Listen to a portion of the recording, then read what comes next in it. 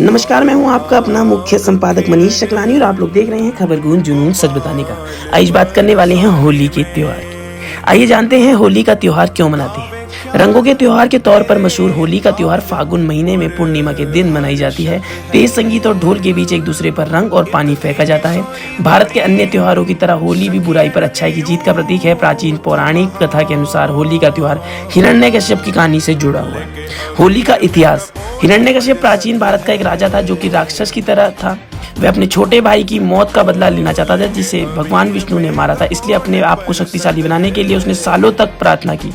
आखिर उसे वरदान मिला, लेकिन उसने हिरण्यकश्यप खुद को भगवान समझने लगा और लोगों से खुद की भगवान की तरह पूजा करने को कहने लगा। इस दुष्ट राजा का एक बेटा था जिसका नाम प्रहलाद था और वह भगवान विष्णु का परम भक्त था। प्रहलाद ने अपने पिता का कहना कभी नहीं माना और वह भगवान विष्णु की पूजा करता रहा। बेटे द्वारा अपनी पूजा न करने से नाराज उस राजा ने अपने बेटे को मारने का निर्णय किया। उसने अपनी बहन होलिका से कहा कि वह प्रहलाद को गोद में लेकर आग में बैठ जाए, क्योंकि होलिका आग में जल नहीं सकती थी। उनकी योजना प्रहलाद को जलाने की थी, लेकिन उनकी योजना सफल नहीं हो गई क्योंकि प्रहलाद सारा समय भगवान विष्णु का नाम लेता रहा और बच गया, पर होलिका जलकर राख हो गई। होलिका की ये हार बुराई के नष्ट होने का प्रतीक है। इसके बाद भगवान विष्णु ने हिरण्यकश्यप का वध कर दिया। इसलिए होली का त्योहार होलिका की मौत की कहानी से जुड़ा हुआ है। इसके चलते भारतीय कुछ राज्यों में होली से एक दिन पहले बुराई के अंत के प्रतीक के तौर पर होली जलाई जाती है। आइए जानते हैं लेकिन रंग होली का भाग कैसे बना। यह कहानी भगवान विष्णु के अवतार भगवान कृष्ण के समय तक जाती है। माना जाता है कि भगवान कृष्ण रंगों से होली मनाते थे, इसलिए होली का त्योहार रंगों के रूप में लोकप्रिय हुआ। वह वृंदावन और गोकुल में अपने साथियों के साथ होली मनाते थे। वह पूरे गांव में मजाक भरी शैतानियां करते थे। आज भी वृंदावन जैसी मस्ती भरी होली कहीं नहीं मनाई जाती। होली वसंत का त्योहार है। उसके आने पर सर्दियां खत्म होती है। कुछ हिस्सों में इस त्योहार का संबंध वसंत की फसल पकने से भी है। किसान अच्छी फसल पैदा होने की खुशी में होली मनाते हैं। होली को वसंत महोत्सव का या काम महोत्सव भी कहते हैं। होली एक प्राचीन त्योहार है। होली प्राचीन हिंदू त्योहारों में से एक है और यह ईसा मसीह के जन्म के कई सदियों पहले से मनाया जा रहा है। होली का वर्णन जैमिनी के पूर्णमीमांसा सूत्र का कथन ग्रह सूत्र से भी है।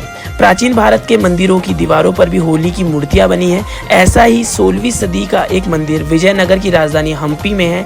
इस मंदिर में होली के कई दृश्य हैं जिसे राजकुमार राजकुमारी अपने दासों सहित एक दूसरे पर रंग लगा रहे हैं। कई मध्य युग चित्र जैसे 16वीं सदी के अहमदनगर चित्र, विमाड़ पेंटिंग, बूंदी के लघु चित्र, सब में अलग अलग तरह होली मनाते देखा जा सकता है। होली के रंग। पहले होली के रंग टेसू या प्लास के फूलों से बनते थे और उन्हें गुलाल कहा जाता था। वो रंग त्वचा के लिए बहुत अच्छे होते थे क्योंकि उनमें कोई रसायन नहीं होता था। लेकिन समय के साथ रंगों की परिभाषा बदलती गई। आज के समय में लोग रंग के नाम पर कठोर रसायन का उपयोग करते हैं। इन खराब रंगों के चलते ही कई लोगों ने होली खेलना छोड़ दिया है। हमें इस पुराने त्योहार का इसके सच्चे स्वरूप में ही मनाना चाहिए। होली समारोह। होली एक दिन का त्योहार नहीं, कई राज्यों में यह 3 दिन तक मनाया जाता है। दिन 1, पूर्णिमा के दिन एक थाली में रंगों को सजाया जाता है और परिवार का सबसे बड़ा सदस्य बाकी सदस्यों पर रंग छिड़कता है। दूसरा दिन, इसे पूनों में भी कहते हैं। इस दिन होलिका के चित्र जलाते हैं और होलिका और प्रहलाद की याद में होली जलाई जाती है। अग्नि देवता के आशीर्वाद के लिए माँ अपने बच्चों के साथ जलती हुई होली के 5 चक्कर लगाती है। दिन 3, इस दिन को पर्व कहते हैं और यह होली उत्सव का अंतिम दिन होता है। इस दिन एक दूसरे पर रंग और पानी डाला जाता है। भगवान कृष्ण और राधा की मूर्तियां भी रंग डालकर उनकी पूजा की जाती है। तो कैसा लगा आप सभी को लेख हमें जरूर बताइएगा। तब तक जुड़े रहिए हमारे साथ। मैं हूं आपका अपना मुख्य संपादक मनीष शकलानी और आप लोग देख रहे हैं खबर गूंज जुनून सच बताने का। जय हिंद, जय भारत।